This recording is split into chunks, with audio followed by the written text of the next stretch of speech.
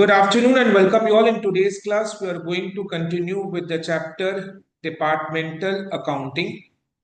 ठीक है, last class हमने अनरियलाइज्ड प्रॉफिट का डिस्कशन किया था, तो उसी पर बेस्ड आज अपने एक एक करके क्वेश्चंस को सॉल्व करेंगे, जिससे ये समझ में आएगा कि अनरियलाइज्ड प्रॉफिट को कैलकुलेट कैसे करते हैं.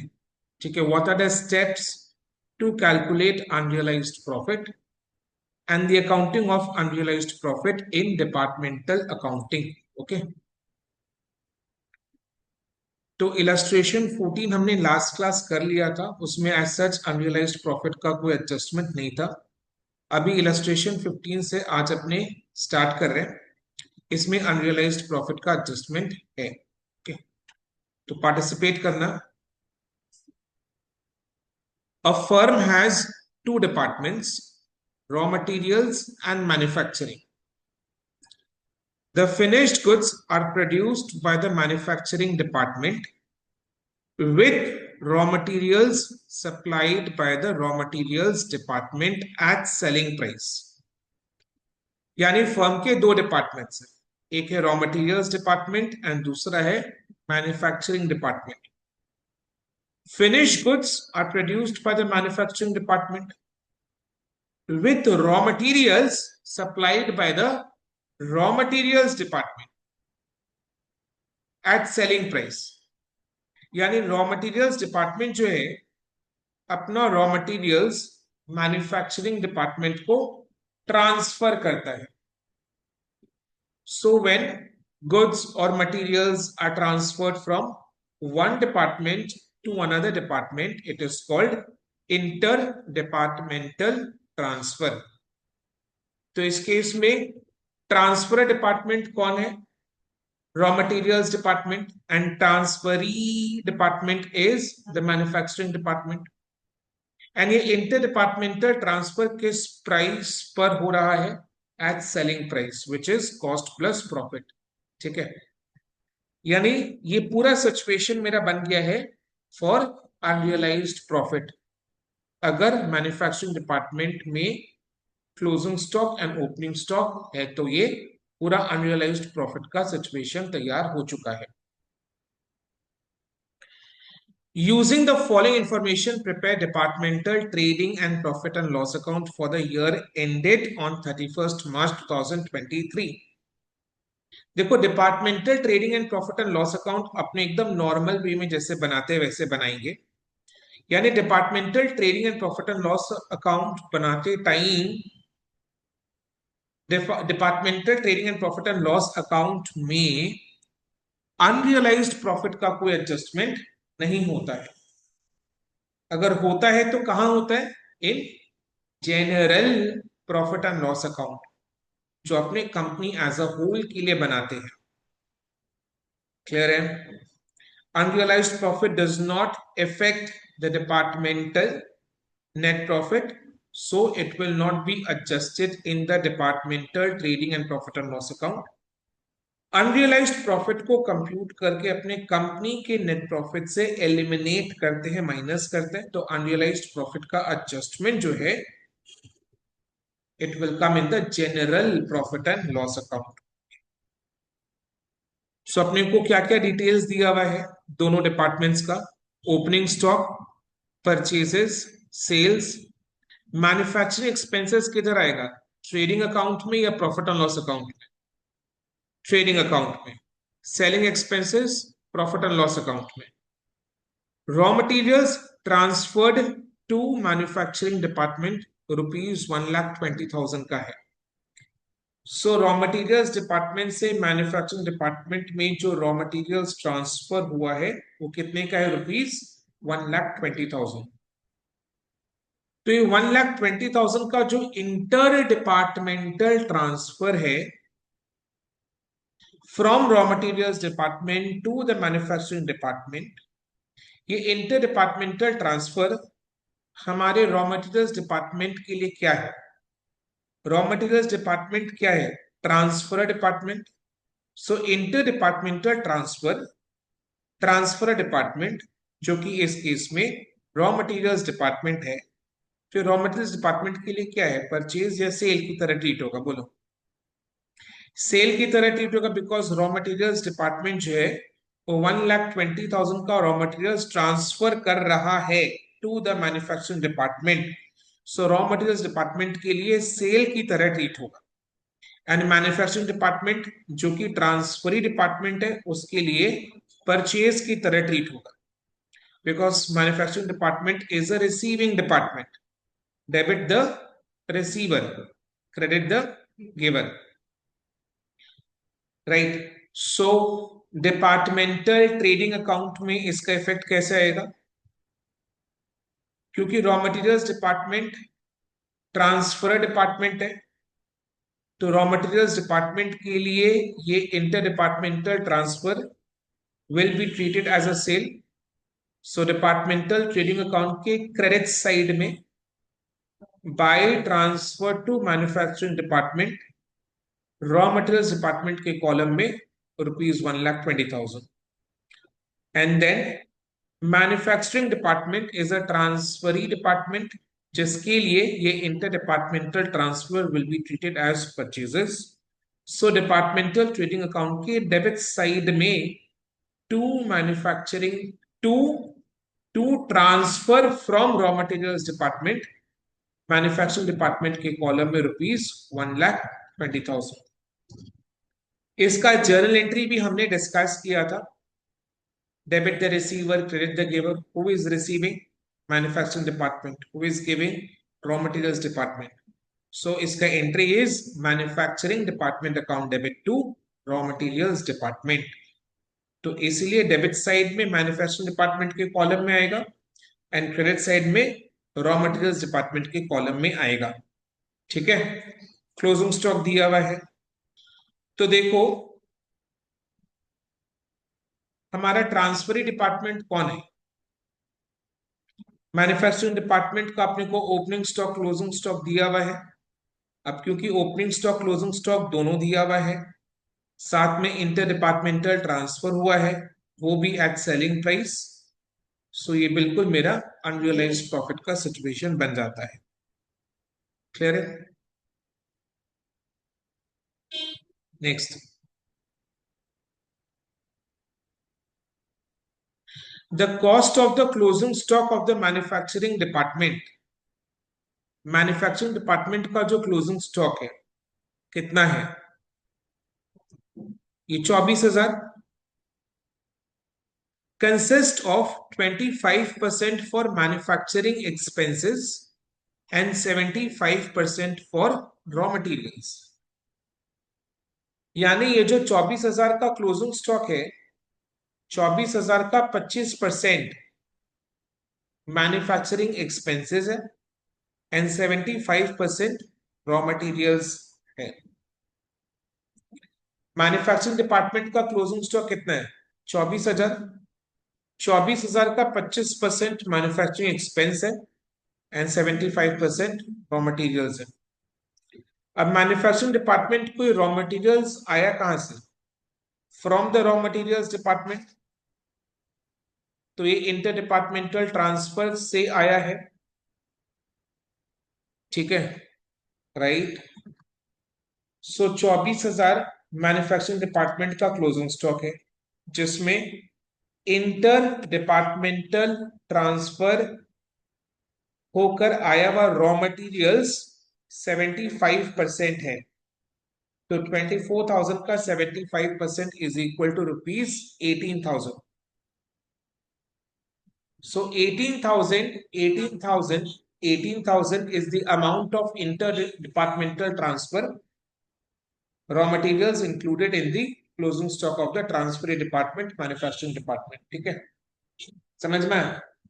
क्या समझे कि ₹18,000 is the amount of interdepartmental transfer होकर आया हुआ raw materials included in the closing stock of the manufacturing department which is the transferee department। Clear है? ठीक है। इन द प्रीसीडिंग ईयर, पिछला अकाउंटिंग ईयर में raw materials department earned gross profit at the rate of 10%। तो preceding financial year में raw materials department ने कितना gross profit earn किया? At the rate of 10%. Okay. Then salaries of rupees 5,000 and insurance of rupees 1,600 are allocated.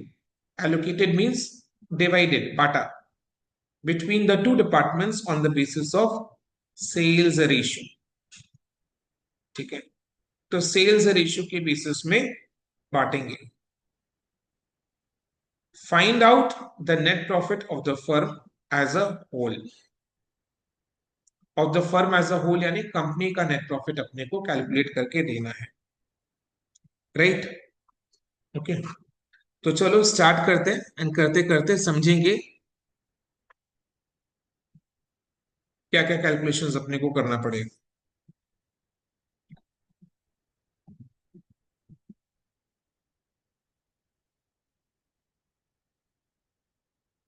लिखो कौन सा illustration है. Illustration number, format बनाओ.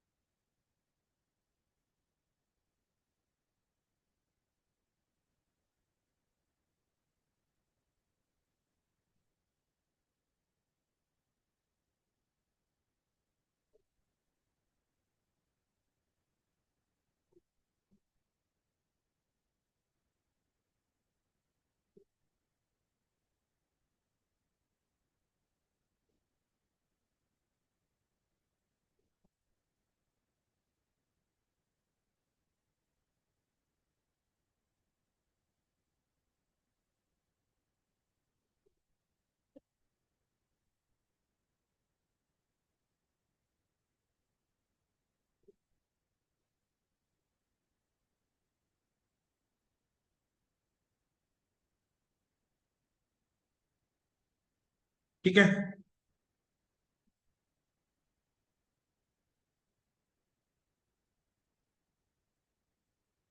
सबसे पहले बिना अनरियलाइज्ड प्रॉफिट का एडजस्टमेंट के बारे में सोचते हुए अपने को एकदम नॉर्मली जैसे departmental trading and profit and loss account बनाते हैं वैसे बनाना है.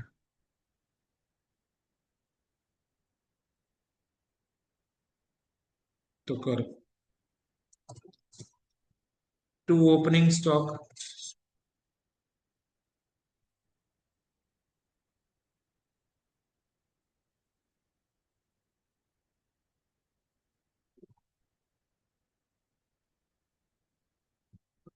रॉ मटेरियल्स डिपार्टमेंट का 1,20,000, मैन्युफैक्चरिंग डिपार्टमेंट का 20,000. To purchases, raw materials department के केस में 1 lakh, manufacturing 6,000.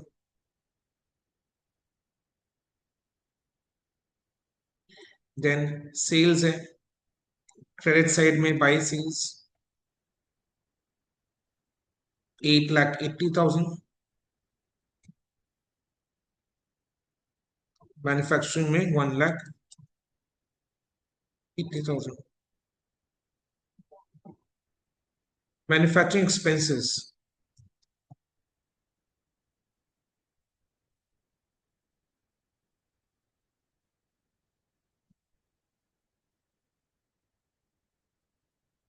Raw materials department में 0 NL है, मैन्युफैक्चरिंग में 24,000.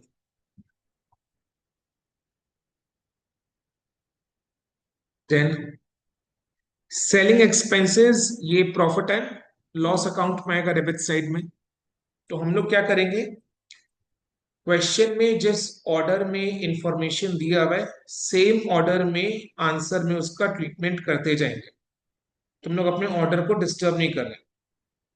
तो नेक्स्ट मेरा सेलिंग एक्सपेंसेस दिया हुआ है, तो ये प्रॉफिट एंड लॉस अकाउंट के डेबिट साइड में जाएगा. तो अपने इसको लगे हाथ प्रॉफिट एंड लॉस अकाउंट के डेबिट साइड में डाल देंगे. कैसे, ट्रेडिंग अकाउंट के लिए 4-5 लाइन का जगह छोड़कर नीचे की तरफ टू सेलिंग एक्सपेंसेस. इससे क्या होगा कि मेरा एक भी आइटम छूटेगा नहीं, सिली मिस्टेक नहीं होगा. 1600 and 800. Then raw materials transferred to manufacturing department rupees 1,20,000. तो ये inter departmental transfer is treated as a sale for the raw materials department, transfer department. तो ट्रेडिंग अकाउंट के क्रेडिट साइड में by transfer to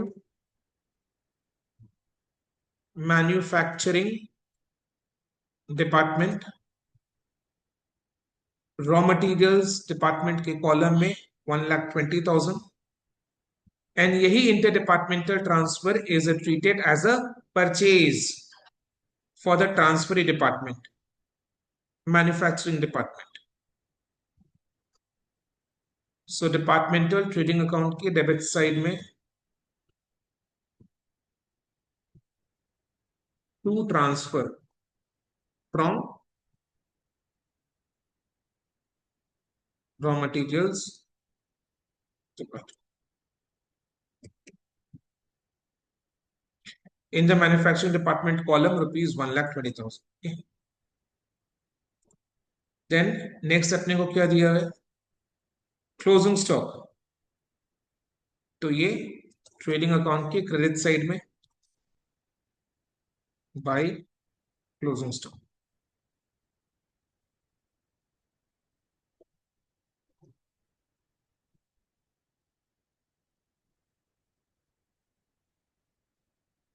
right, ठीक है. तो देखो ये टेबल का सारा इंफॉर्मेशन हमने departmental trading and profit and loss account में डाल दिया.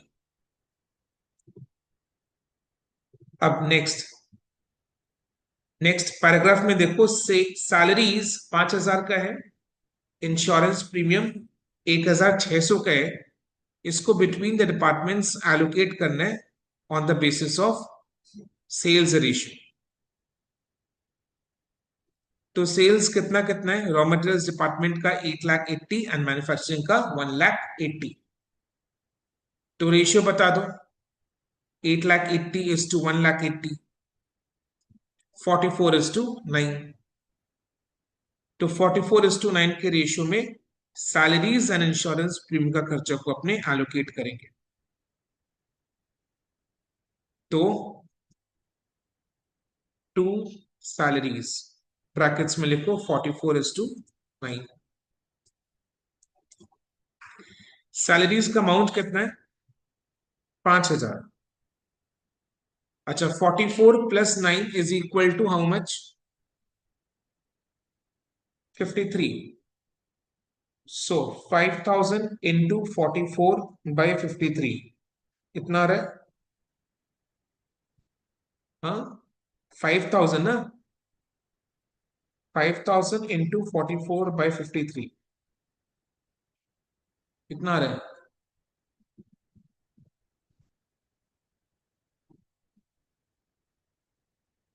4151 and then 5,000 into 9/53,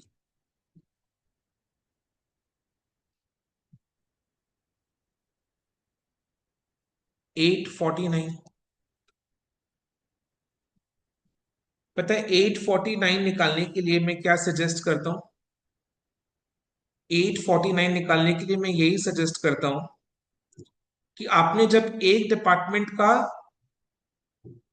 एलोकेशन निकाल लिया है तो दूसरे डिपार्टमेंट के लिए simply the amount of total expenses minus the amount which you have allocated to the first department. So 5,000 minus 4151 करके कितना आ रहा है? 849। तो यही सही रहेगा बिकॉज डेसिमल आने के कारण राउंडिंग ऑफ के लिए राउंडिंग ऑफ का एरर हो सकता है। तो इसीलिए उसको अवॉइड करने के लिए सबसे पहले किसी एक डिपार्टमेंट का एलोकेशन निकाल लो रेशियो लगाकर। देन दूसरे डिपार्टमेंट का एलोकेशन कैसे निकालोगे? टोटल माइनस फर्स्ट डिपार्टमेंट का एलोकेशन। क्लियर है? क्योंकि इन दोनों डिपार्टमेंट का जो एलोकेशन का sum should be coming to rupees 5,000। ये अपने को इंश्योर करना पड़ेगा। ठीक है। देन नेक्स्ट एक्सपेंस मेरा इंश्योरेंस प्रीमियम है 1,600। ये भी प्रॉफिट एंड लॉस अकाउंट के डेबिट साइड में आता है। टू इंश्योरेंस प्रीमियम, इसको भी जैसा क्वेश्चन ने कहा है सेल्स के रेशियो में एलोकेट करेंगे which is 44:9। So 1,600 into 44/53, 1328। And then दूसरे डिपार्टमेंट का कैसे निकालोगे? 1,600 माइनस 1,328, 272 आ रहा है। क्लियर है? तो हमने क्या किया? Departmental trading and profit and loss account के सारे आइटम्स को पुट कर दिया है। अभी नेक्स्ट डिपार्टमेंटल ट्रेडिंग अकाउंट को बैलेंस करके ग्रॉस प्रॉफिट को departmental profit and loss account के क्रेडिट साइड में brought down, then departmental net profit calculate करेंगे। ठीक है। तो अब नेक्स्ट स्टेप में डिपार्टमेंटल नेट प्रॉफिट कैलकुलेट करो।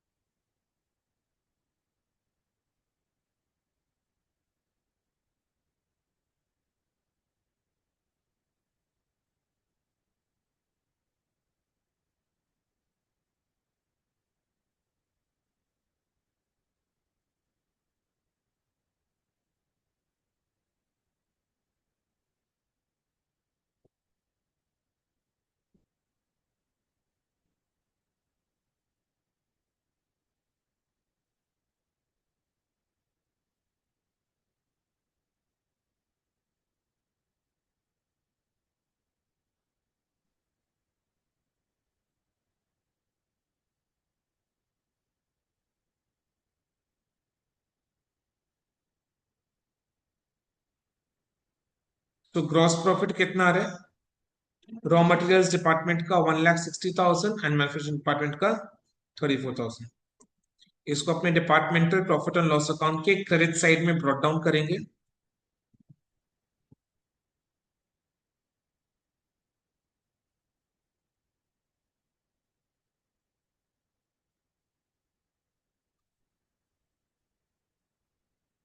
Then departmental profit and loss account को बैलेंस करके दोनों डिपार्टमेंट्स का net profit, departmental net profit.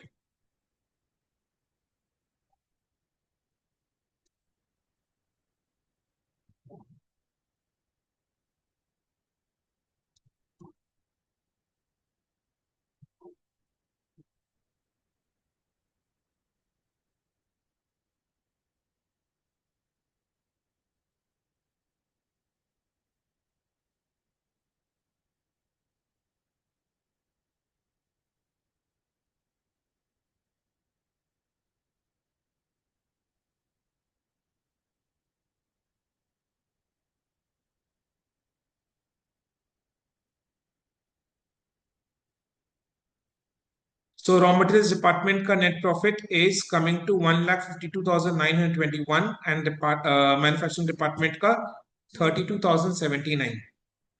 So departmental trading and profit and loss account बनाने में आज सच कोई स्ट्रेस नहीं आ रहा। ठीक है, तो एकदम जैसे नॉर्मली बनाते हैं वैसे बनाएंगे। अब नेक्स्ट स्टेप में अपने को general profit and loss account बनाना है, जो कंपनी एज अ होल यानी फर्म एज अ होल के लिए बनेगा। जनरल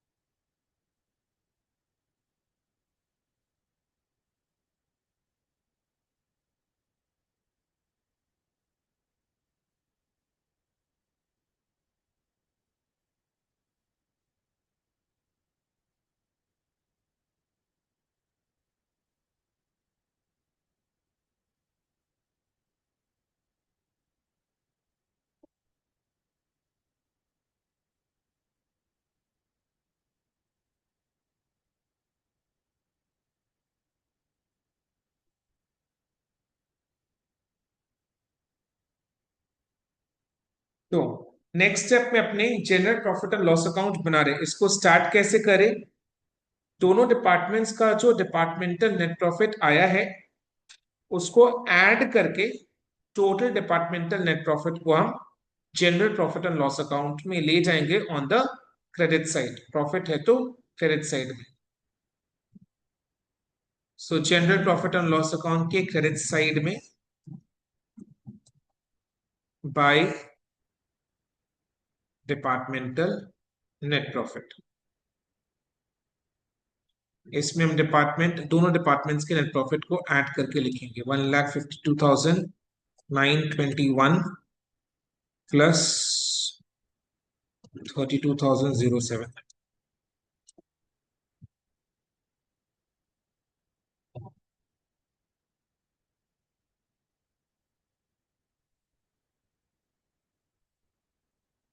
कितना रहा? रुपीज 1,85,000। परफेक्ट है।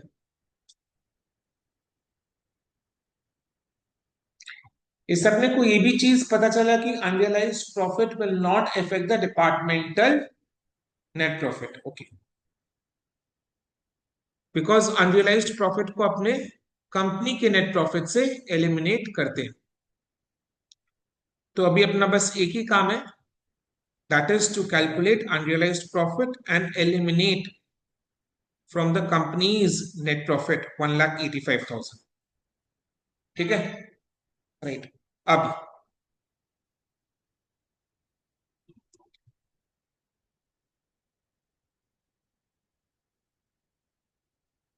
ट्रांसफरी डिपार्टमेंट मैन्युफैक्चरिंग डिपार्टमेंट है, क्योंकि रॉ मटेरियल्स जो है वो मैन्युफैक्चरिंग डिपार्टमेंट को ट्रांसफर हुआ है। Inter departmental transfer is made to the manufacturing department, और मैन्युफैक्चरिंग डिपार्टमेंट के हिसाब में हम ओपनिंग स्टॉक क्लोजिंग स्टॉक दोनों देख पा रहे हैं। यानी मैन्युफैक्चरिंग डिपार्टमेंट के पास ईयर के एंड में अनसोल्ड स्टॉक क्लोजिंग स्टॉक में पड़ा हुआ है एंड पिछले साल का ओपनिंग स्टॉक भी है। तो जाहिर सा बात है रॉ मटेरियल्स डिपार्टमेंट ने जो इंटर डिपार्टमेंटल ट्रांसफर किया था अपना raw materials to the manufacturing department. अब क्योंकि मैन्युफैक्चरिंग डिपार्टमेंट में क्लोजिंग स्टॉक है, तो उस क्लोजिंग स्टॉक में रॉ मटेरियल्स डिपार्टमेंट से आया हुआ रॉ मटेरियल्स भी इंक्लूडेड है। क्या समझा? मैन्युफैक्चरिंग डिपार्टमेंट के स्टॉक में रॉ मटेरियल्स भी इंक्लूडेड है। ठीक है, रॉ मटेरियल्स भी इंक्लूडेड है। दिया हुआ इसमें कि मैन्युफैक्चरिंग डिपार्टमेंट के स्टॉक में 25% तो एक्सपेंसेस है, manufacturing expenses, and 75% raw materials है। यानी ओपनिंग स्टॉक क्लोजिंग स्टॉक दोनों में 75% रॉ मटेरियल्स का है। सर इसमें तो ये लिखा हुआ है the cost of the closing stock, ये डाउट आया आपको?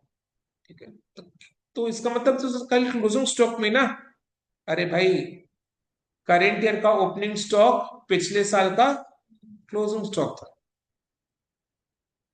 यानी कि ओपनिंग स्टॉक क्लोजिंग स्टॉक दोनों में 75% रॉ मटेरियल्स है। ये रॉ मटेरियल्स आया कहां से? From the raw materials department. And raw materials department ने जब ट्रांसफर किया था तो एट नॉर्मल सेलिंग प्राइस में किया था, यानी कॉस्ट प्लस प्रॉफिट, यानी अपना प्रॉफिट जोड़कर ट्रांसफर किया था। अब क्योंकि मैन्युफैक्चरिंग डिपार्टमेंट जो ट्रांसफर डिपार्टमेंट है उसके पास ईयर के एंड में क्लोजिंग स्टॉक पड़ा हुआ है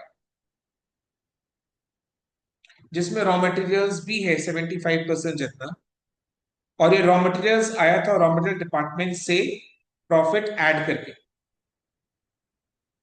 तो जाहिर सा बात है क्योंकि ये क्लोजिंग स्टॉक में इंक्लूडेड है, तो ये इस पर जो प्रॉफिट ऐड करके रॉ मटेरियल्स डिपार्टमेंट ने भेजा था वो कंपनी के लिए अनरियलाइज्ड।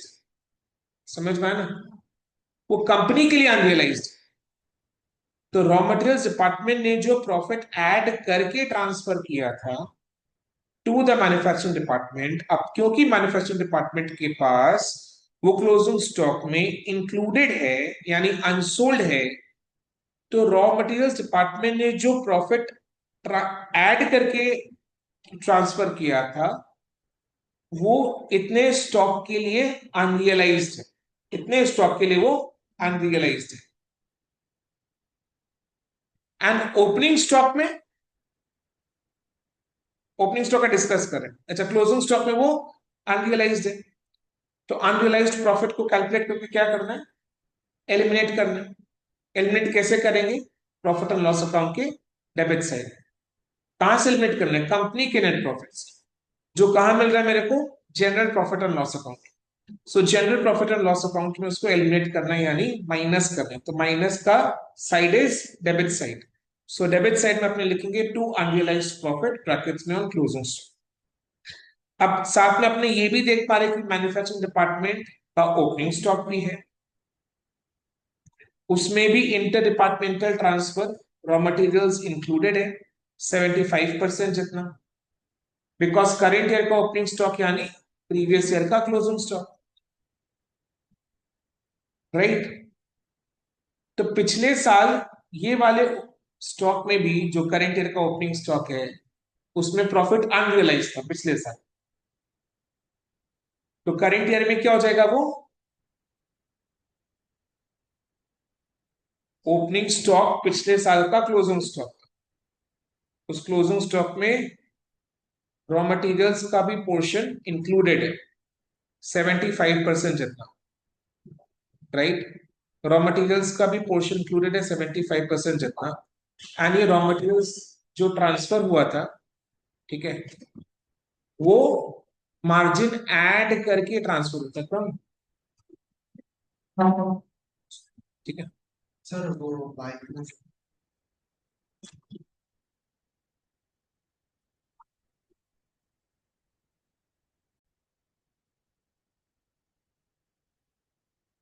तो मैन्युफैक्चरिंग डिपार्टमेंट का जो ओपनिंग स्टॉक है वो लास्ट ईयर का प्रीवियस ईयर का क्लोजिंग स्टॉक था, उसमें भी रॉ मटेरियल्स इंक्लूडेड है 75% जितना, यानी उसमें भी इंटर डिपार्टमेंटल ट्रांसफर है।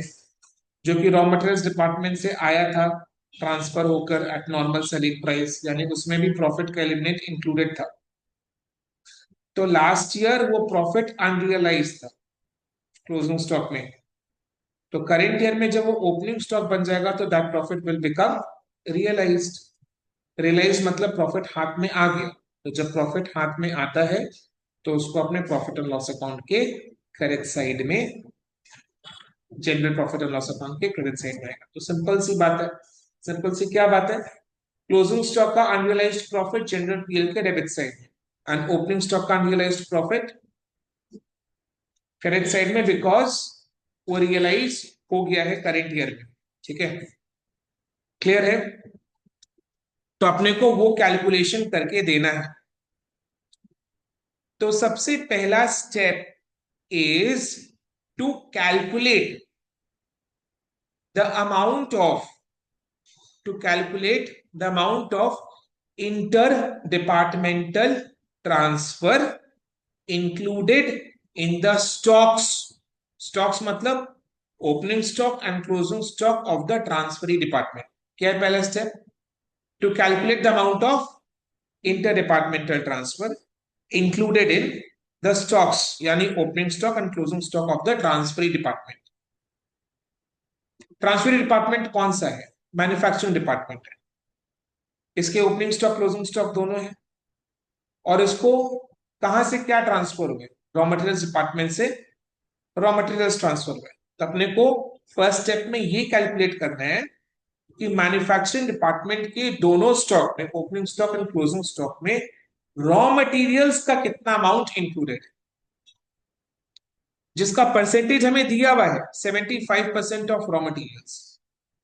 यानी क्या समझे कि मैन्युफैक्चरिंग डिपार्टमेंट के क्लोजिंग स्टॉक 24,000 का 75% रॉ मटेरियल्स है। So that is the amount of interdepartmental transfer raw materials included in the closing stock of manufacturing department. Similarly, manufacturing department के ओपनिंग स्टॉक 20,000 का 75% रॉ मटेरियल्स है। Inter departmental transfer included in the stock of manufacturing department. तो ये step 1 में calculate किया। Okay, चलो करो।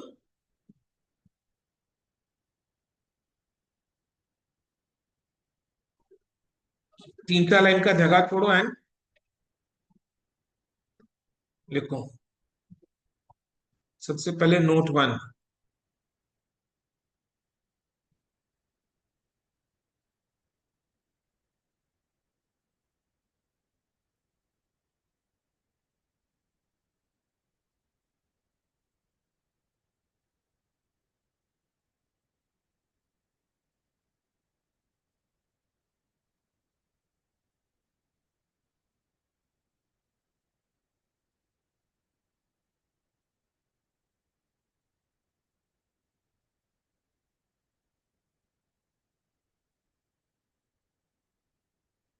ऐसे करके लिखो।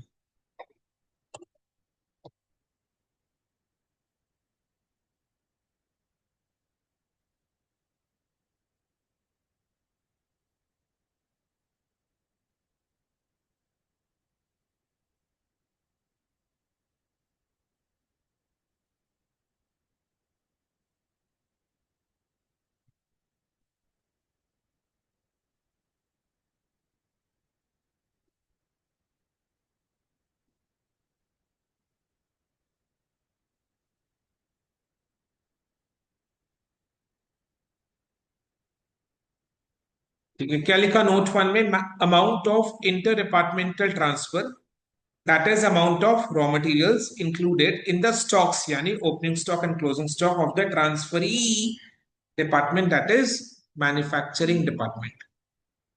सिंपली कितना? 75%। ठीक है, लिखो।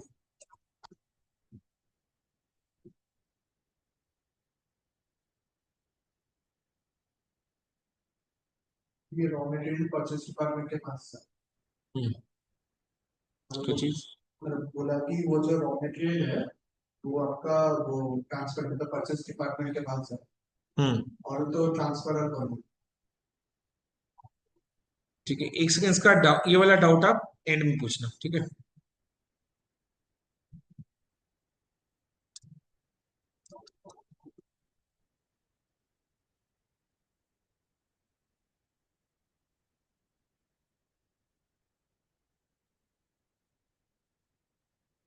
ओपनिंग स्टॉक कितना है? 20,000।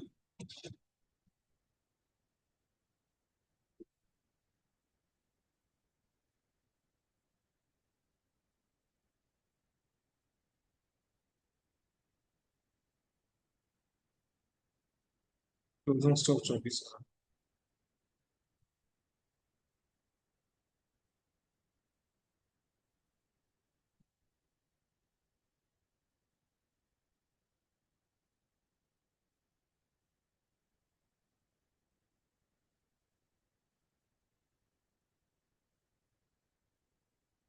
So these are the amount of interdepartmental transfer, that is the raw materials included in the opening stock and the closing stock of the manufacturing department.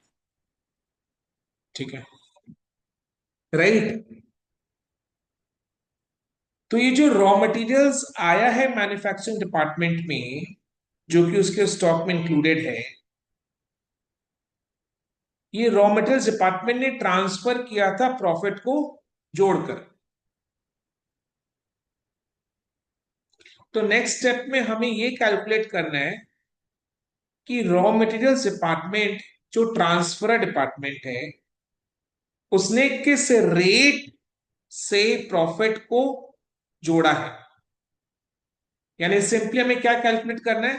Transferor department का rate of gross profit. ठीक है, तो step 2 में, note 2 में, rate of gross profit margin बोलो, rate of gross profit बोलो, gross profit percentage बोलो, of the transferor department, that is raw materials department.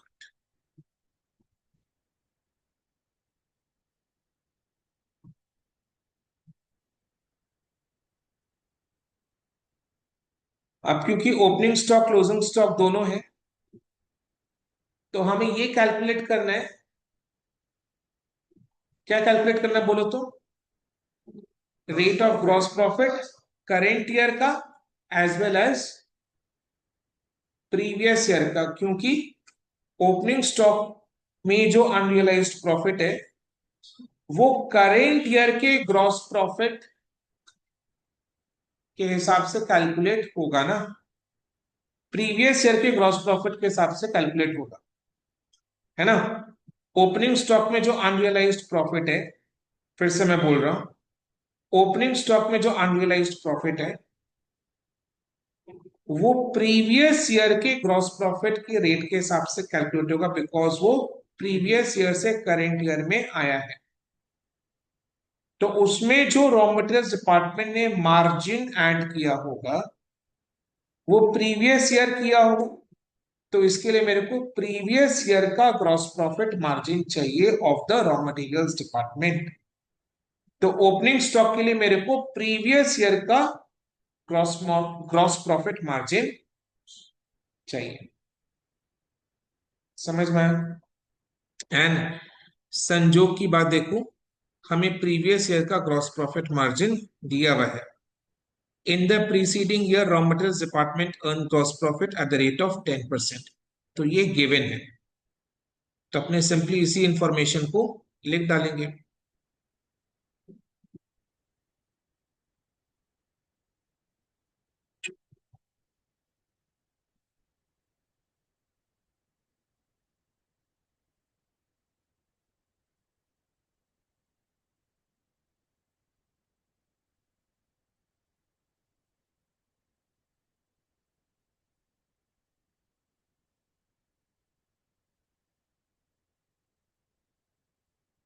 ठीक है, देन नेक्स्ट हमें क्या कैलकुलेट करना है? करेंट ईयर का रेट ऑफ ग्रॉस प्रॉफिट। क्यों? To calculate unrealised profit on the closing stock, because closing stock में जो रॉ मटेरियल्स इंक्लूडेड है वो करेंट ईयर में ट्रांसफर हुआ था, तो उसमें रॉ मटेरियल्स डिपार्टमेंट ने करेंट ईयर का मार्जिन ऐड करके ट्रांसफर किया था। स्टॉक तो हम लोग आते हैं। समझ में आया ना? राइट। तो अपने को नेक्स्ट स्टेप में करेंट ईयर का rate of gross profit calculate करना है। क्यों? बिकॉज क्लोजिंग स्टॉक में क्लोजिंग स्टॉक में जो रॉ मटेरियल्स इंक्लूडेड है out of that inter departmental transfer, उसमें जो रॉ मटेरियल्स डिपार्टमेंट ने मार्जिन ऐड किया था वो करेंट ईयर का मार्जिन ऐड किया था। ठीक है।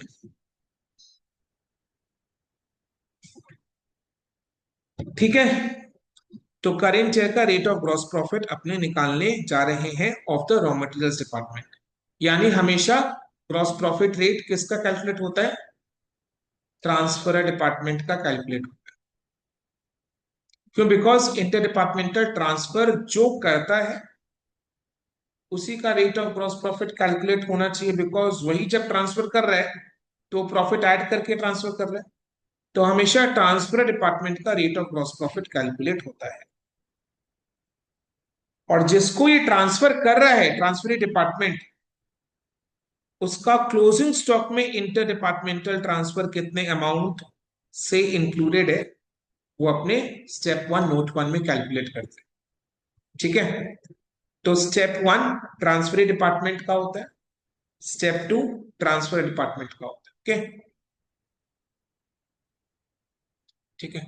सो अभी रॉ मटेरियल्स डिपार्टमेंट का करेंट ईयर का gross profit rate, gross profit rate is always calculated on sales value. Simple basic formula क्या है? Basic formula is gross profit by sales into 100। अभी हम रॉ मटेरियल्स डिपार्टमेंट का gross profit कितना देख पा रहे हैं? 1,60,000 ये रहा। ठीक है। 1,60,000। ठीक है। नाउ द क्वेश्चन इज, ये 1,60,000 का जो ग्रॉस प्रॉफिट अमाउंट है ये किस पर अर्न हुआ है? रॉ मटेरियल्स डिपार्टमेंट ने बाहर के कस्टमर्स को 8,80,000 का सेल किया है और रॉ मटेरियल्स डिपार्टमेंट ने मैन्युफैक्चरिंग डिपार्टमेंट को 1,20,000 का इंटर डिपार्टमेंटल ट्रांसफर किया था। और वो जो इंटर डिपार्टमेंटल ट्रांसफर किया था वो एट नॉर्मल सेलिंग प्राइस किया था। मतलब मान लो कि आउटसाइड कस्टमर को जैसे ट्रांसफर करते उसी भाव में उसी प्राइस में ट्रांसफर किया था। यानी कि जो 1,60,000 का मेरा ग्रॉस प्रॉफिट अर्न हुआ है वो 8,80,000 प्लस 1,20,000 इक्वल टू 10 लाख के अमाउंट पर अर्न हुआ है। ठीक है। बिकॉज बाहर के कस्टमर से जितना मार्जिन कमाते हैं इंटर डिपार्टमेंटल ट्रांसफर से भी उतना ही मार्जिन कमाते हैं, क्योंकि inter departmental transfer at normal selling price होता है। ठीक है। क्लियर है? ओके। सो कैसे कैलकुलेट करेंगे रेट ऑफ ग्रॉस प्रॉफिट? लिखो,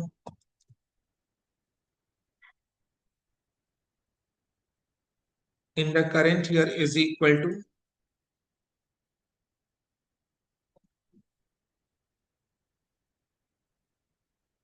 gross profit divided by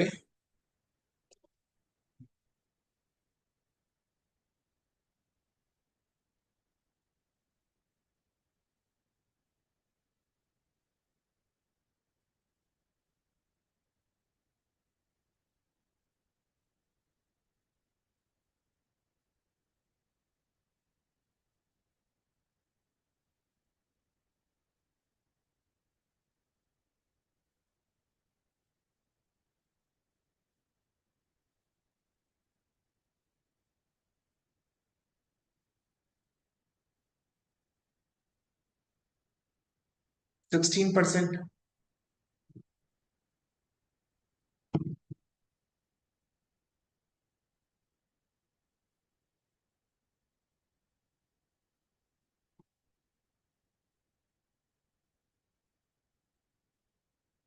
clear है? तो अब हम कैलकुलेट करेंगे फाइनल स्टेप में अनरियलाइज्ड प्रॉफिट।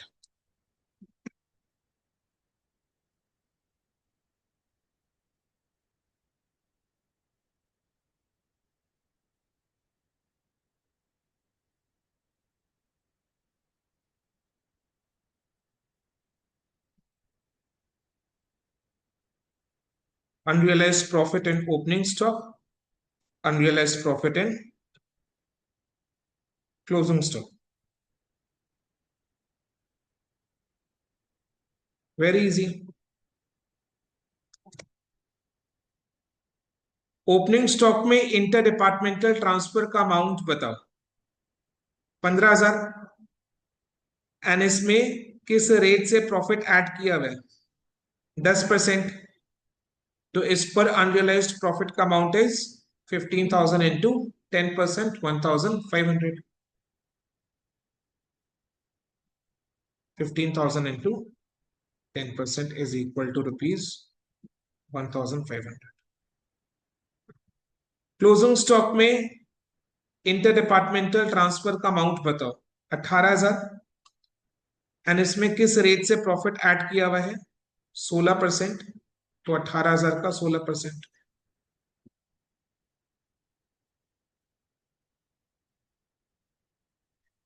18,000 का 16% कितना होगा?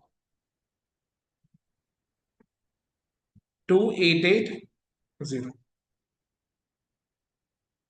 सो ये हमने अनरियलाइज्ड प्रॉफिट ये 3 स्टेप्स में निकाल लिया। अब इसको general profit and loss account में opening stock sorry closing stock का unrealised profit on the debit side. Unrealised profit को हम स्टॉक रिजर्व भी बोलते हैं।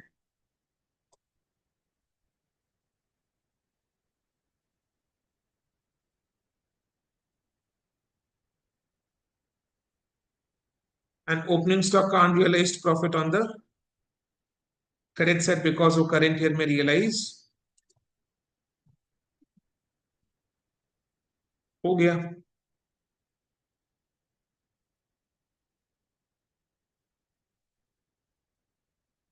कितना कितना अमाउंट का था? 1,500।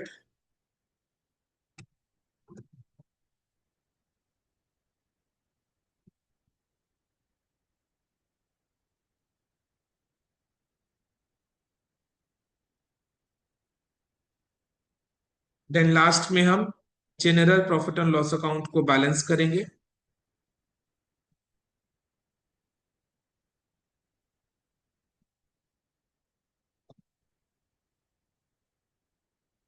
और कंपनी का नेट प्रॉफिट को कैलकुलेट करेंगे।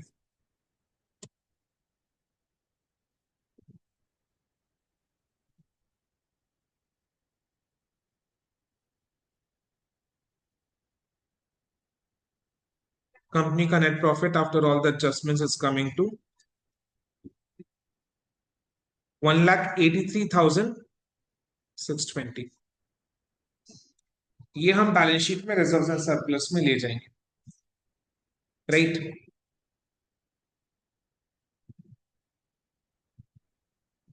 ठीक है।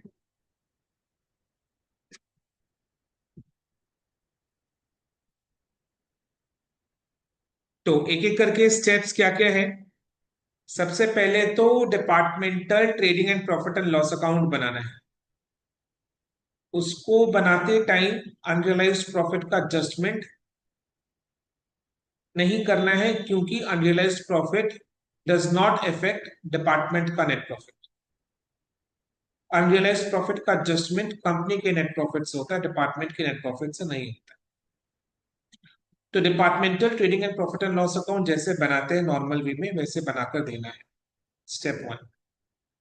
देन स्टेप 2 में general profit and loss account बनाएंगे जिसमें हम लोग डिपार्टमेंटल नेट प्रॉफिट्स का टोटल करके क्रेडिट साइड में लिख देंगे। देन नेक्स्ट हम लोग अनरियलाइज्ड प्रॉफिट को कैलकुलेट करेंगे जिसमें 3 स्टेप्स है।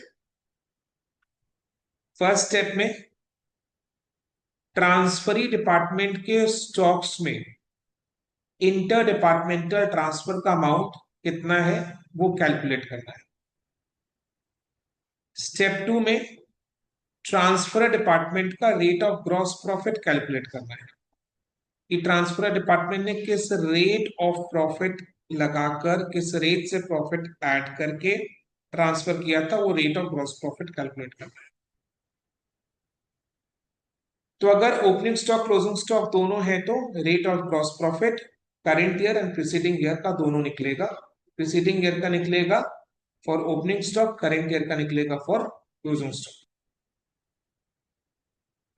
देन स्टेप 3 में, फाइनल स्टेप में, अनरियलाइज्ड प्रॉफिट कैसे कैलकुलेट करेंगे? इंटर डिपार्टमेंटल ट्रांसफर का amount into rate of gross profit. Opening stock का अनरियलाइज्ड प्रॉफिट जनरल पीएल के क्रेडिट साइड में, क्लोजिंग स्टॉक का अनरियलाइज्ड प्रॉफिट जनरल पीएल के डेबिट साइड में, करके जनरल पीएल को फाइनली बैलेंस करके नेट प्रॉफिट निकालेंगे जो अपने बैलेंस शीट में लेकर जाएंगे। राइट, ठीक है, क्लियर है? तो ये एक क्वेश्चन हुआ। ठीक है, अब नेक्स्ट क्वेश्चन सॉल्व कर रहे हैं अपन। इलस्ट्रेशन 16, इसमें आप अच्छे से ध्यान दोगे। राइट, ठीक है, चलो इसको अच्छे से करेगा तो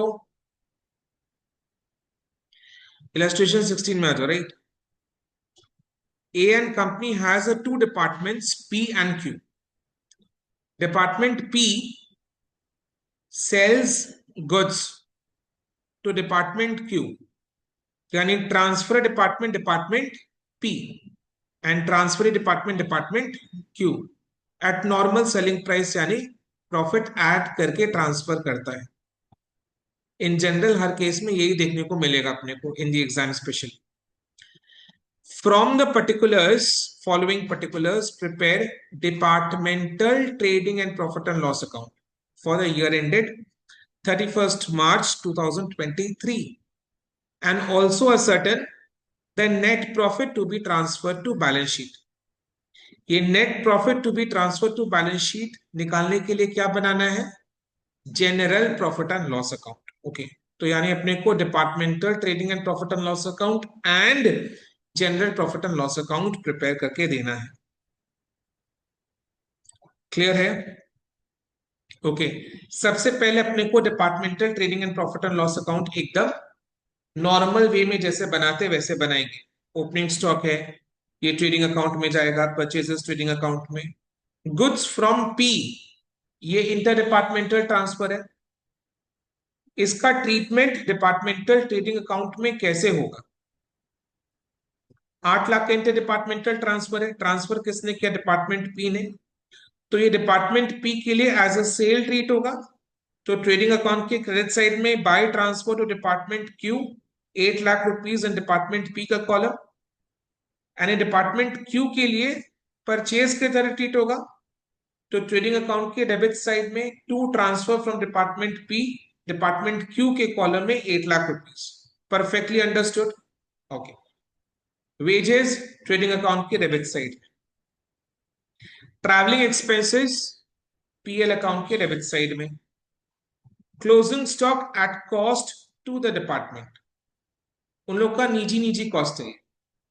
मतलब जैसे अगर डिपार्टमेंट क्यू को 8 लाख रुपया में ट्रांसफर हुआ था पी से, तो उसके लिए डिपार्टमेंट क्यू के लिए the cost is rupees 8 lakh only. मतलब इंडिविजुअली हर एक डिपार्टमेंट को उनका अपना अपना कॉस्ट के अकॉर्डिंग क्लोजिंग स्टॉक का वैल्यूएशन किया गया, यानी जिस डिपार्टमेंट को जितना में गुड्स पड़ा उस पर वैल्यूएशन हुआ है at cost to the department, not cost to the company, cost to the respective department. तो डिपार्टमेंट पी से अगर डिपार्टमेंट क्यू में inter departmental transfer at normal selling price हो रहा है, तो जिस प्राइस में ट्रांसफर हो रहा है क्यू को, वो उसके लिए कॉस्ट है, that way. Okay, so closing stock at cost to the department 8 lakh 2 lakh 9,000। तो इस क्वेश्चन में हम देख पा रहे हैं कि डिपार्टमेंट क्यू जो ट्रांसफरी डिपार्टमेंट है उसका ओपनिंग स्टॉक इज नील। तो चलो इस क्वेश्चन में ओपनिंग स्टॉक का अनरियलाइज्ड प्रॉफिट का झमेला नहीं है, बट क्लोजिंग स्टॉक 2,09,000 है। तो देखो अनरियलाइज्ड प्रॉफिट को एलिमिनेट करने का सारा सिचुएशन बन गया है। कैसे? इंटर डिपार्टमेंटल ट्रांसफर हुआ है, number 1। Number 2, inter departmental transfer at normal selling price हुआ है। नंबर 3, ट्रांसफरी डिपार्टमेंट के क्लोजिंग स्टॉक में अमाउंट दिखाई दे रहा है, यानी क्लोजिंग स्टॉक निल नहीं है। ट्रांसफर डिपार्टमेंट के पास क्लोजिंग स्टॉक पड़ा हुआ है। समझ में आ रहा है क्या बोला मैंने? 3 पॉइंट्स क्या बोला, कैसे सिचुएशन बना? सबसे पहला, इंटर डिपार्टमेंटल ट्रांसफर हुआ है, इस चीज को प्रोग्रामिंग करो, है ना, प्रवचन नहीं चल रहा है ना। So number 1, inter departmental transfer हुआ है। Number two, inter departmental transfer at normal selling price हुआ है, because at cost to cost होता तो अनरियलाइज प्रॉफिट का झमेला एडजस्टमेंट नहीं होता। नंबर 3, ट्रांसफरी डिपार्टमेंट के पास क्लोजिंग स्टॉक है। तो ये तीन चीज जब हम किसी क्वेश्चन में देखते हैं तो हमें समझ जाना है कि हमें अनरियलाइज्ड प्रॉफिट का एडजस्टमेंट करना पड़ेगा।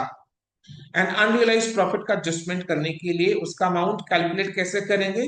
वो 3 स्टेप्स को फॉलो करके।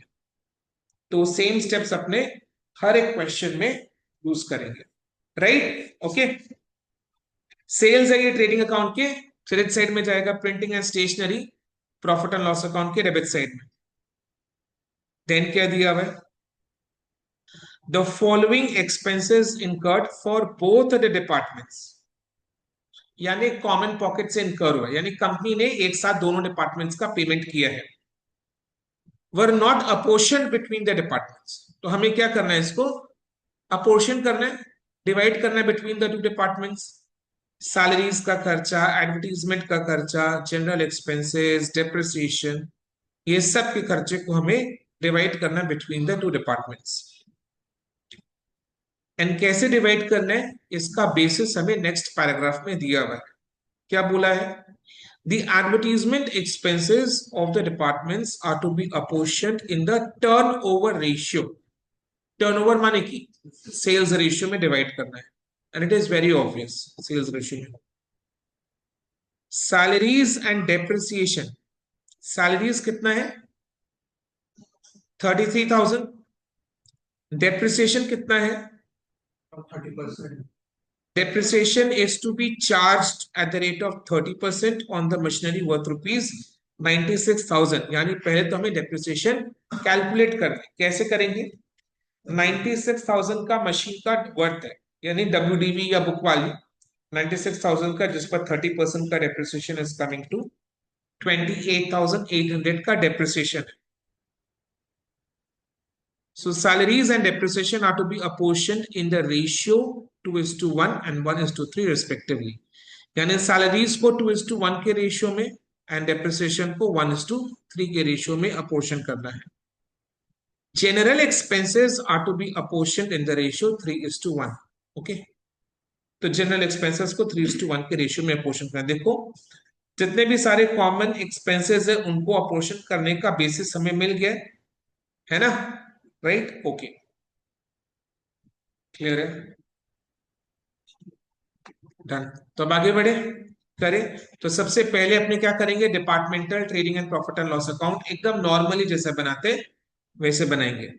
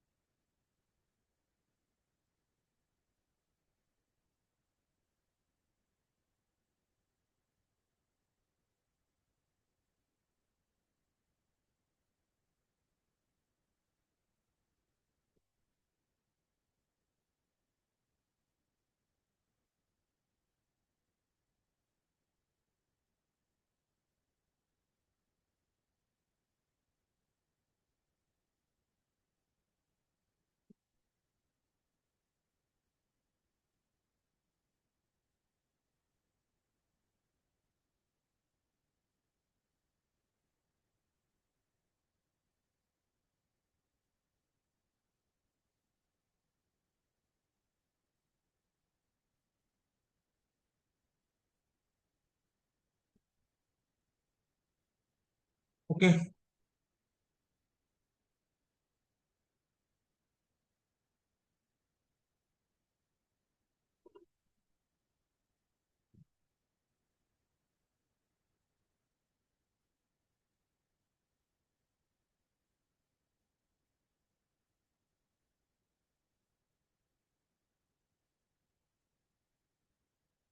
To opening stock department P 5 lakh. टू के पास ओपनिंग स्टॉक नहीं है, बढ़िया है। Then purchases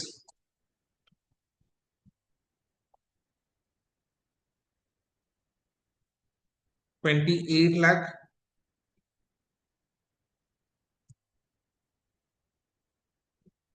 and 3 lakh. Then goods from P. Goods from P. सो ये डिपार्टमेंट पी के केस में सेल्स की तरह ट्रीट होगा। सो ट्रेडिंग अकाउंट के क्रेडिट साइड में बाय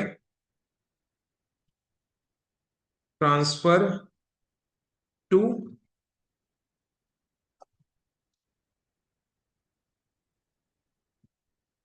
पी के कॉलम में कौन तो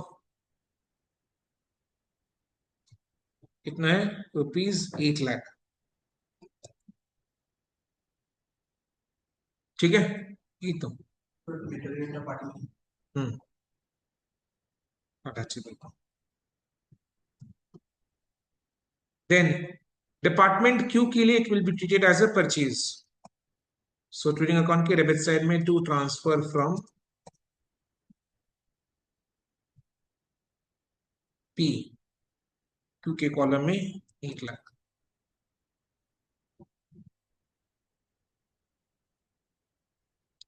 देन नेक्स्ट आइटम वेजेस है।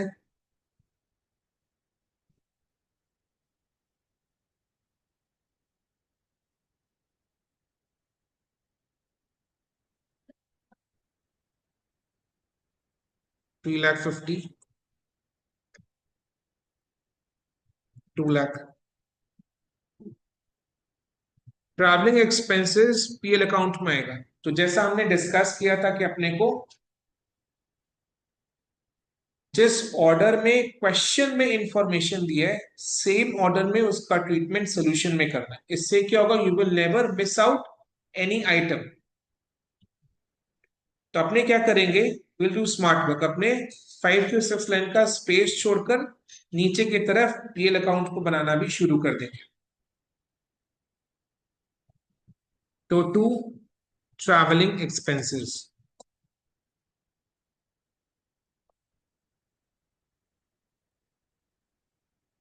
traveling expenses 20,000 and 1,60,000. Closing stock at cost to the departments, यानी जिस डिपार्टमेंट के लिए जितना का स्टॉक पड़ा उसी कॉस्ट में उनका क्लोजिंग स्टॉक को वैल्यू किया गया है। यानी डिपार्टमेंट के रेस्पेक्टिव कॉस्ट के अकॉर्डिंग वैल्यू किया गया, ना कि कॉस्ट फॉर द कंपनी। ठीक है। सो 8 lakh and 2,09,000. Then sales 30 lakh and 20 lakh.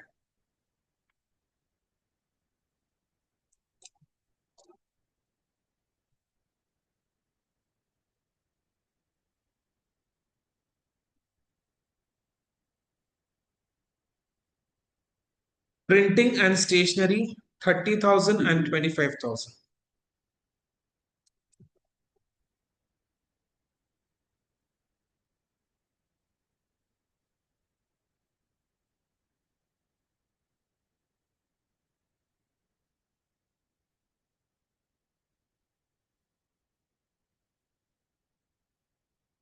Perfect. देखो टेबल का सारा आइटम्स हमने पुट कर दिया है। अभी नेक्स्ट टेबल के नीचे में जो आइटम्स ऑफ एक्सपेंसेस दिए हुए उनको, सबसे पहले सैलरीज। सैलरीज दिया हुआ है 33,000 का। इसको किस रेशियो में अपोर्शन करना है, in the ratio 2:1। 2:1। So 2 plus 1 is 3.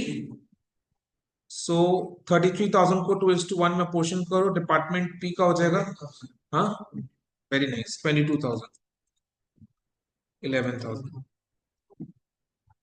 Then next advertisement. Question में जिस ऑर्डर में इंफॉर्मेशन दिया हुआ है उसी ऑर्डर में सोल्यूशन में उसका ट्रीटमेंट को करेंगे. To advertisement. एडवर्टीजमेंट का अमाउंट 1,20,000 है एंड एडवर्टीजमेंट को अपोर्शन करना है इन द टर्नओवर रेशियो. रुक जाओ.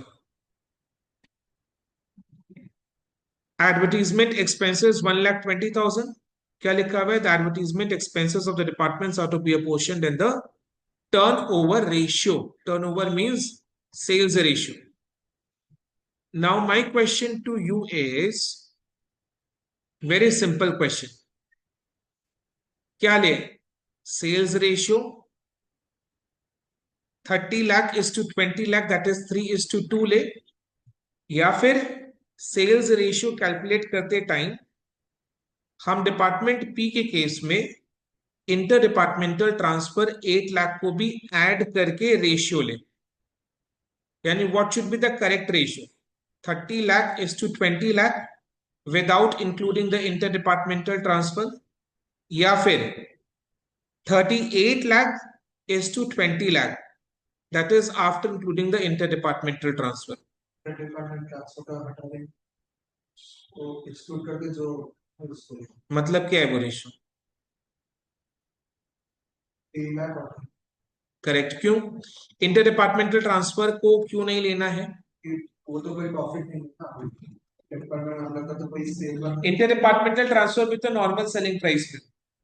हाँ पर वो तो नॉर्मल आउटसाइड कस्टमर को तो सेल नहीं किया ना. करेक्ट. इंटर डिपार्टमेंटल ट्रांसफर करने के लिए एडवर्टीजमेंट का खर्चा नहीं करना पड़ता है. As is very correct. He is saying that कि सर हमने इंटर डिपार्टमेंटल ट्रांसफर अपने ही डिपार्टमेंट को ट्रांसफर किए है, किसी बाहर के कस्टमर को नहीं दिए. एडवर्टीजमेंट का खर्चा करना कब पड़ता है? जब बाहर के कस्टमर को बेचना होता है. ठीक है. So advertisement expenses will be apportion in the ratio of 3:2.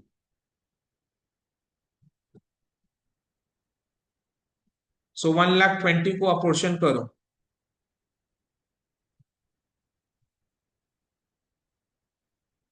72,000 and 48,000. Then next, general expenses. General expenses 5 lakh का है एंड इसको अपोर्शन करना है 3:1 के रेशियो में. To general expenses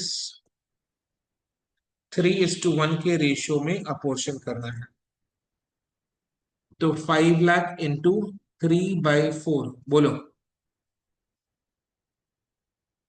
3,75,000 and 1,25,000. Perfect.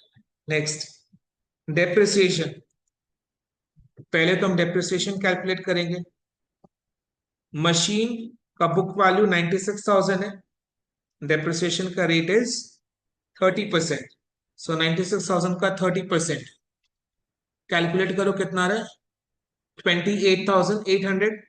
सो 28,800 मेरा डेप्रिसिएशन का अमाउंट है. इसको अपोर्शन करना है in the ratio of 1:3. So 1:3. So 28,000 by 4, 7,200 आ रहा है, इंटू 3, 21,600. राइट. और कोई एक्सपेंस नहीं है. क्लियर? कंप्लीट. तो अब अपने को क्या करना है? Gross profit, departmental gross profit and departmental net profit calculate करना है. करो.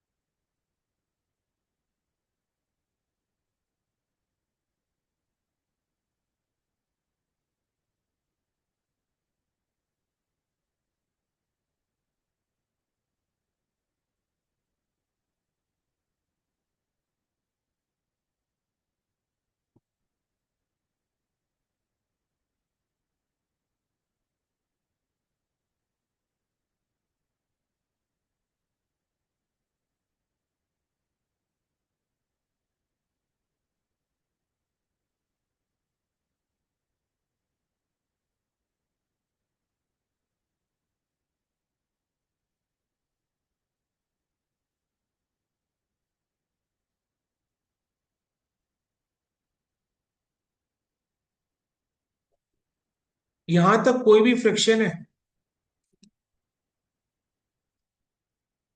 नहीं है।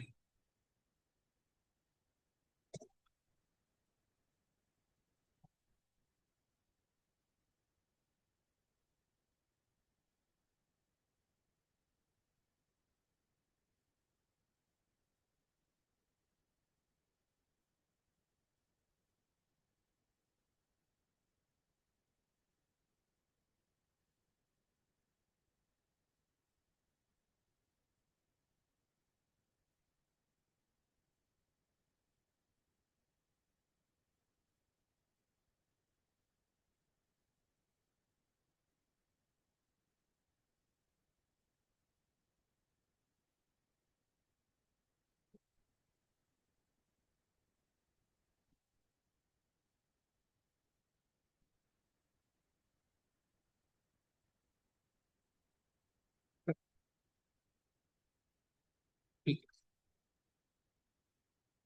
कितना आ रहा है? सही है।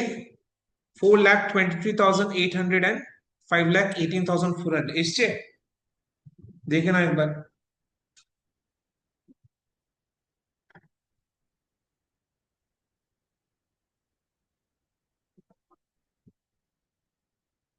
इंस्टीट्यूट का मटेरियल जो हम लोग फॉलो करेंगे that is only for the questions. Material में कहीं जगह सॉल्यूशंस इनकरेक्ट है। जैसे इसी क्वेश्चन में इंस्टीट्यूट ने क्या किया, सैलरीज को 3,30,000 अमाउंट सा पोर्शन कर दिया, जबकि सैलरीज कितना है 33,000। या तो क्वेश्चन में मिस्टेक है या फिर सोल्यूशन में मिस्टेक है। तो हम जो क्वेश्चन में दिया हुआ है उसी को लेंगे। इंस्टीट्यूट के मटेरियल में इस क्वेश्चन का इनकरेक्ट सोल्यूशन दिया हुआ है। क्लियर है? राइट। तो मटेरियल सिर्फ अपने क्वेश्चंस, मटेरियल से सिर्फ क्वेश्चंस को लेंगे, अदरवाइज सॉल्व हमें खुद से करना है।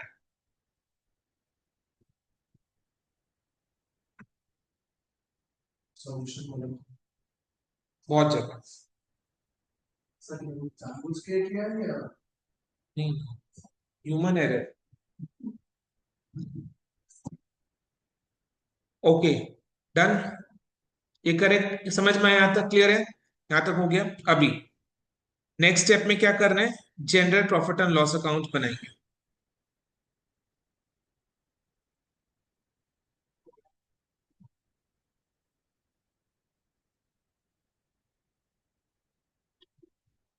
General profit and loss account में सबसे पहले क्रेडिट साइड में दोनों डिपार्टमेंट्स के नेट प्रॉफिट को ऐड करके, क्रेडिट साइड में दोनों डिपार्टमेंट्स के नेट प्रॉफिट को ऐड करके लिखोगे। 4,23,800 प्लस 5,18,400।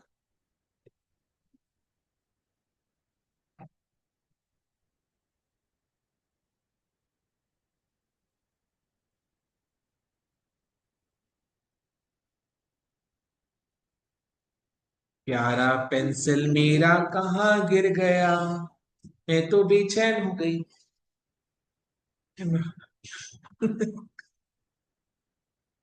ठीक है, सो बाय डिपार्टमेंटल नेट प्रॉफिट 9,42,200 है। राइट।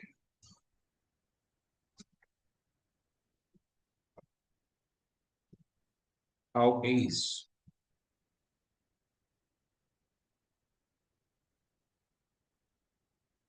अब ट्रांसफरी डिपार्टमेंट कौन है? जो परचेज कर ट्रांसफरी डिपार्टमेंट इस क्वेश्चन में कौन है? डिपार्टमेंट ट्रांसफरी डिपार्टमेंट क्यू है। सो ट्रांसफरी डिपार्टमेंट के पास ओपनिंग स्टॉक नहीं है। देखो ना, ट्रांसफरी डिपार्टमेंट मेरा डिपार्टमेंट क्यू है, क्यू के पास ओपनिंग स्टॉक नहीं है, सिर्फ क्लोजिंग स्टॉक है। ये रहा क्लोजिंग स्टॉक। करेक्ट, अपने को सिर्फ क्लोजिंग स्टॉक का अनरियलाइज्ड प्रॉफिट कैलकुलेट करके एलिमिनेट करना है कंपनी के नेट प्रॉफिट से। और क्लोजिंग स्टॉक का अनरियलाइज्ड प्रॉफिट कौन सी साइड में आएगा? On the debit side.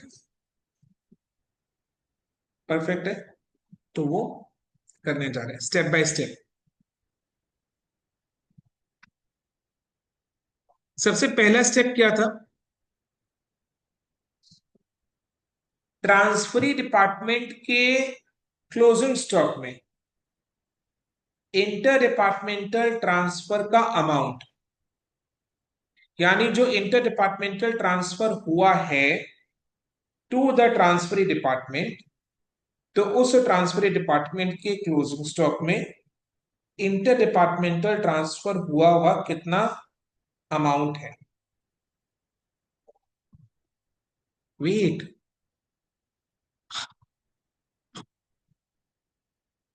ठीक है।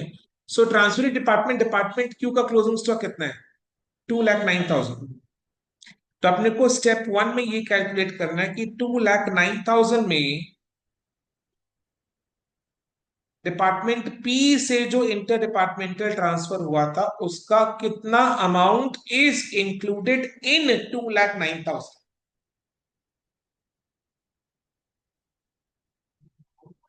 2,09,000 में डिपार्टमेंट क्यू से जो इंटर डिपार्टमेंटल ट्रांसफर हुआ था उसका कितना अमाउंट इज इंक्लूडेड इन 2,09,000। जैसे प्रीवियस क्वेश्चन में 75% रॉ मटेरियल्स इंक्लूडेड था, बट इस क्वेश्चन में कोई परसेंटेज ऐसा दिया हुआ नहीं है, तो वो हमें कैलकुलेट करना है। तो कैसे कैलकुलेट करें, ध्यान से सुनना, पूरा समझ में आएगा, ठीक है।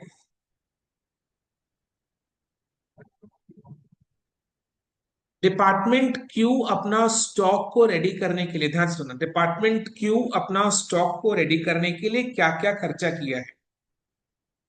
डिपार्टमेंट क्यू, ट्रांसफरी डिपार्टमेंट अपना स्टॉक यानी माल को रेडी करने के लिए क्या क्या कॉस्ट इनकर किया है वो चेक करते हैं। तो एक्सपेंसेस का साइड मेरा डेबिट साइड, तो डेबिट साइड में आ जाओ, इन डिपार्टमेंट क्यू का कॉलम। तो डिपार्टमेंट क्यू के कॉलम में what are the expenses which has been incurred to ready the stock, to make the stock in department Q? 3 lakh का purchase, 8 lakh का inter departmental transfer, 2 lakh का wages, यानी total में 13 लाख।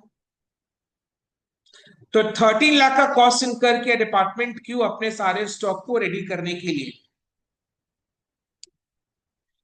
13 लाख का कॉस्ट इनकर किया डिपार्टमेंट क्यू अपने सारे स्टॉक को रेडी करने के लिए।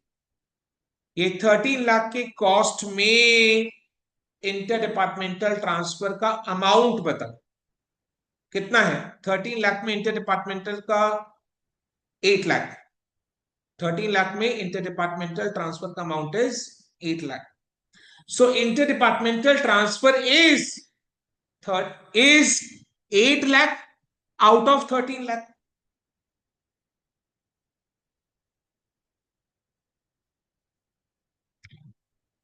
ट्रांसफरी डिपार्टमेंट क्यू ने अपने स्टॉक को रेडी करने के लिए टोटल में 13 लाख का खर्चा किया।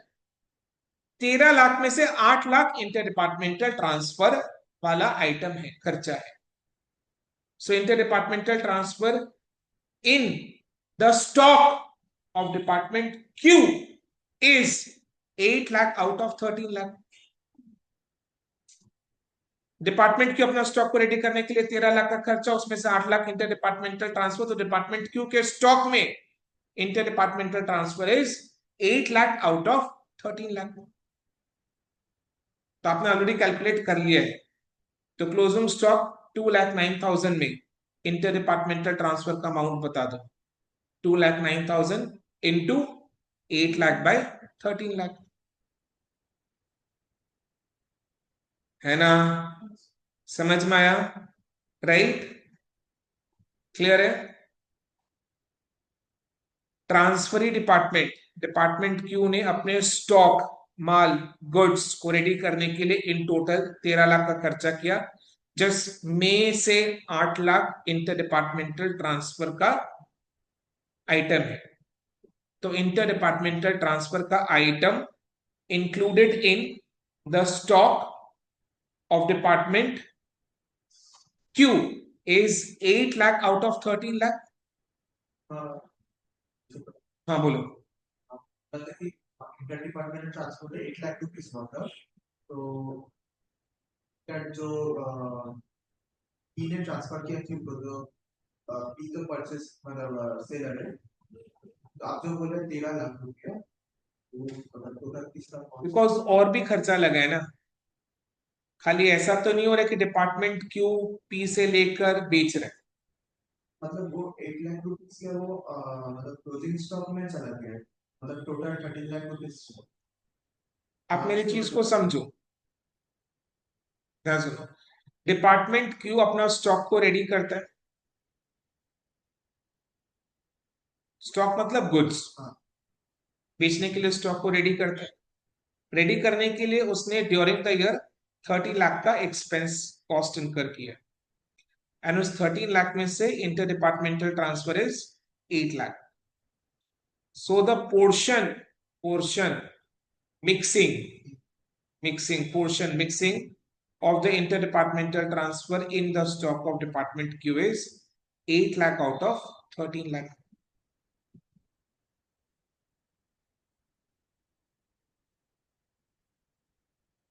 तो डिपार्टमेंट क्यू के पास जो क्लोजिंग स्टॉक पड़ा हुआ है 2,09,000 का, उसमें इंटर डिपार्टमेंटल ट्रांसफर का अमाउंट कितना होगा? 2,09,000 इंटू 8 लाख बाय 13 लाख.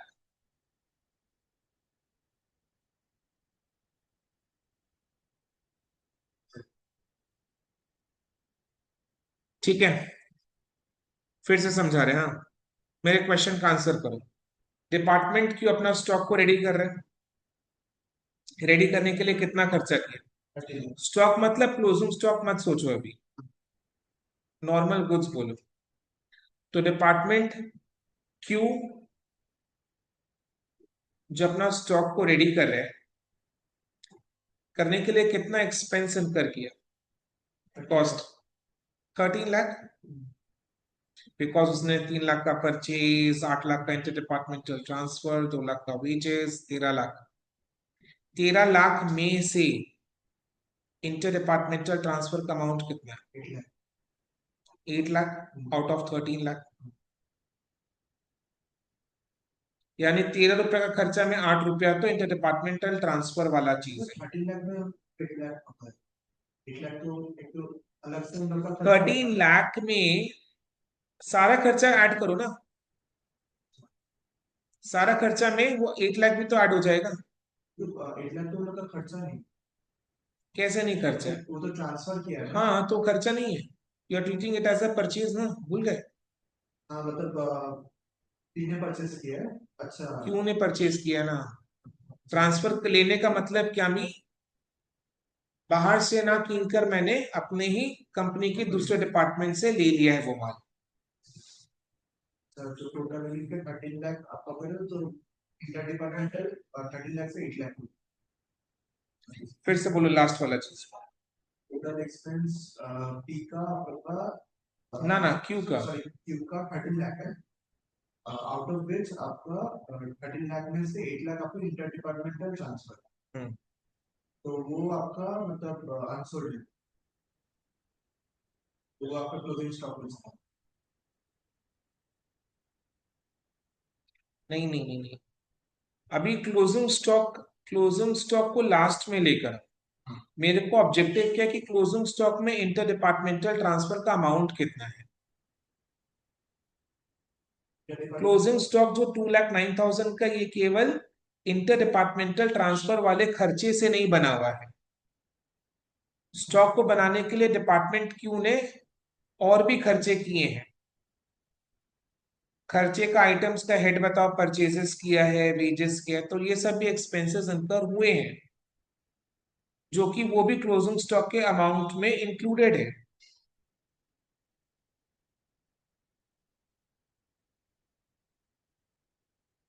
तो डिपार्टमेंट क्यू के पास जो क्लोजिंग स्टॉक बचा हुआ है, उसमें केवल सिर्फ और सिर्फ इंटर डिपार्टमेंटल ट्रांसफर वाला आइटम नहीं है,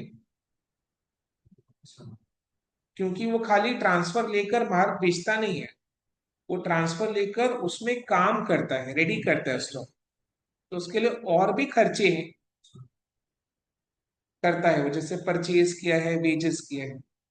तो 2,09,000 का जो मेरा क्लोजिंग स्टॉक है, उसमें केवल इंटर डिपार्टमेंटल ट्रांसफर का अमाउंट नहीं है, उसके साथ और भी खर्चे जुड़े हुए हैं। परचेज का भी खर्चा किया है, लेबर का खर्चा किया है।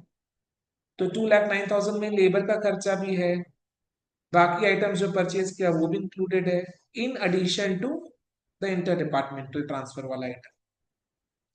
तो हमको क्या निकालना है कि क्लोजिंग स्टॉक में इंटर डिपार्टमेंटल ट्रांसफर वाला अमाउंट कितना है।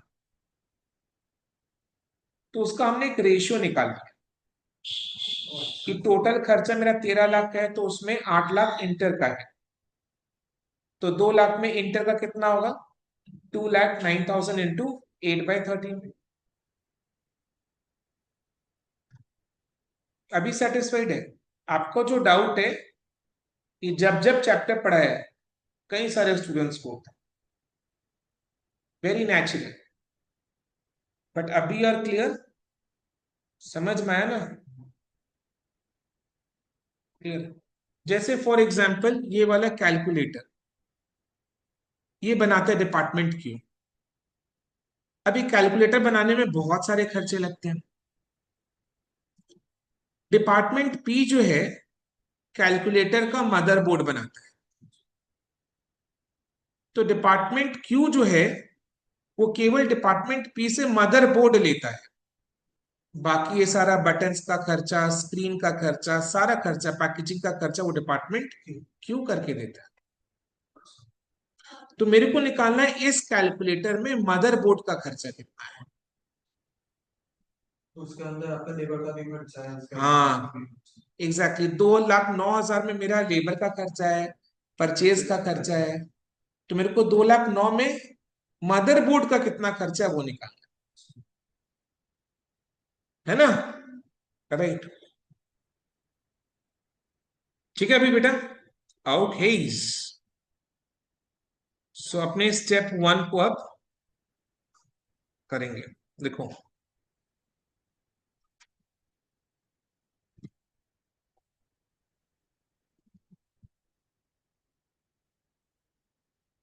सो 4-5 लाइन का स्पेस छोड़कर लिखो note 1, amount of inter departmental transfer included in the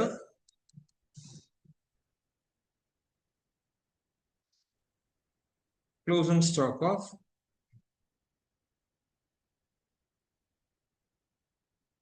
department Q। Sir ये सब क्वेश्चन में ऐसे निकालना पड़ेगा। अब वो प्रोसेस से धीरे धीरे हटो, ठीक है ना? धीरे धीरे हटना है, ठीक है?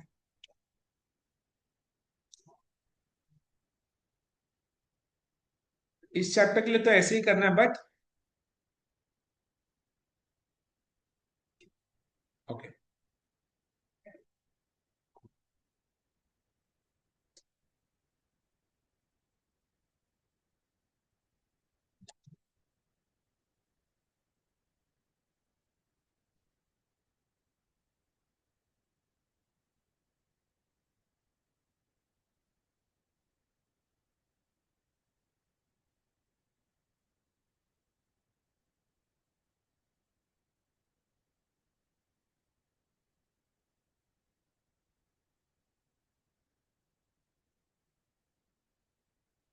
Three, 8 and 2।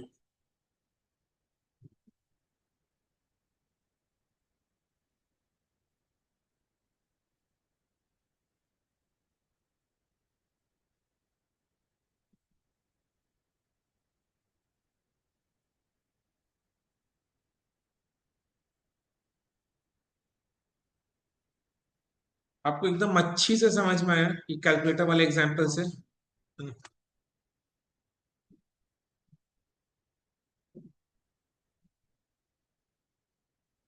₹1,52,000 आ रहा है, तो ये मेरा स्टेप 1 हो गया। तो ₹1,52,000 क्या है बेटा? कि डिपार्टमेंट क्यू का जो क्लोजिंग स्टॉक 2,09,000 है, उसमें इंटर डिपार्टमेंटल ट्रांसफर का खर्चे का अमाउंट इज 1,52,000। और यही जो इंटर डिपार्टमेंटल ट्रांसफर हुआ है, ये किससे ट्रांसफर हुआ, किसने ट्रांसफर किया? डिपार्टमेंट पी ने, डिपार्टमेंट पी ने ट्रांसफर किया। सो डिपार्टमेंट पी ने जब ट्रांसफर किया होगा तो अपना मार्जिन ऐड किया होगा। तो नेक्स्ट स्टेप में अपने को क्या कैलकुलेट करना है? Gross profit margin of department P. तो नोट 2 में gross profit margin of department P,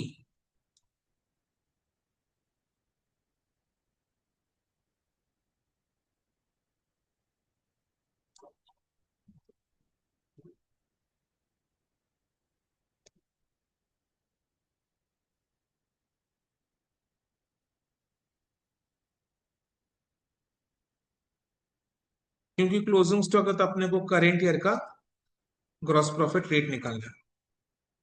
GP by sales into 100। इस केस में क्या करना है? GP by sales plus inter departmental transfer into 100, है ना? बिकॉज डिपार्टमेंट पी का ग्रॉस प्रॉफिट कितना है? 9,50,000। अभी 9,50,000 डिपार्टमेंट पी ने किस पर कमाया है?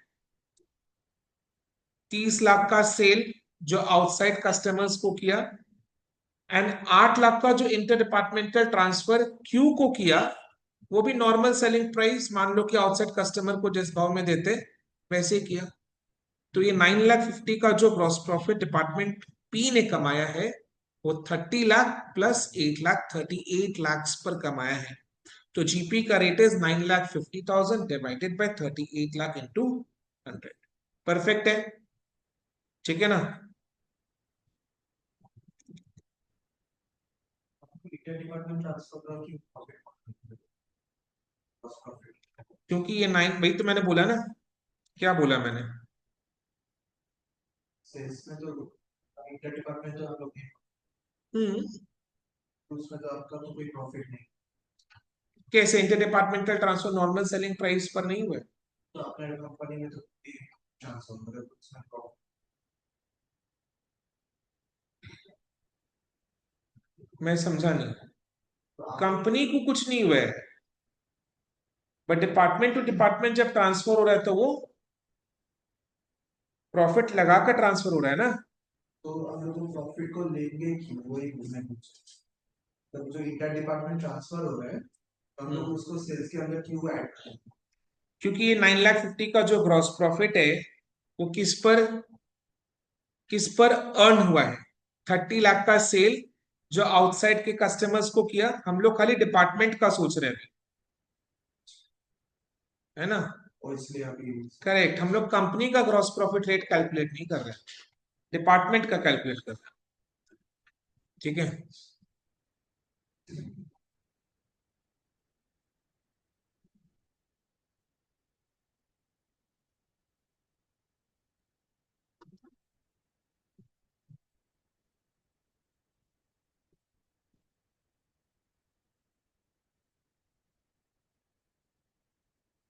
कितना रहा rate?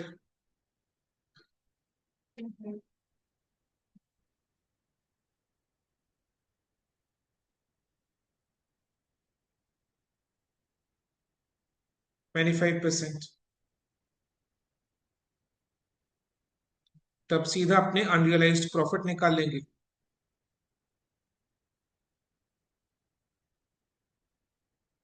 Unrealised profit will be equal to, बोलो, 1,52,000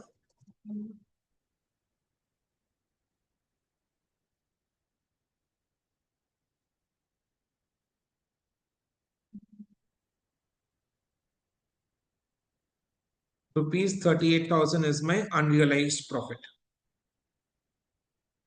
ठीक है, इसको अपने कंपनी के नेट प्रॉफिट में से एलिमिनेट करेंगे, तो general profit and loss account के डेबिट साइड में।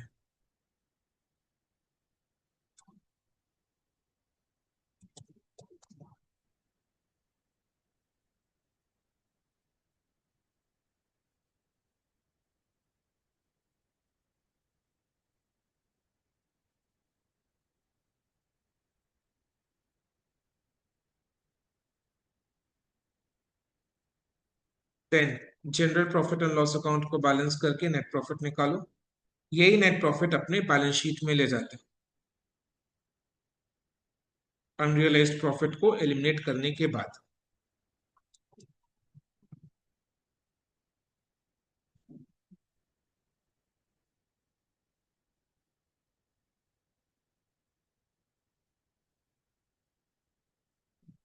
$9,04,200 आ रहा है,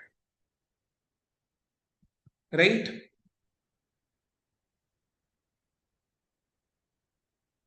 9,04,200 is the amount of net profit which will be taken to the balance sheet.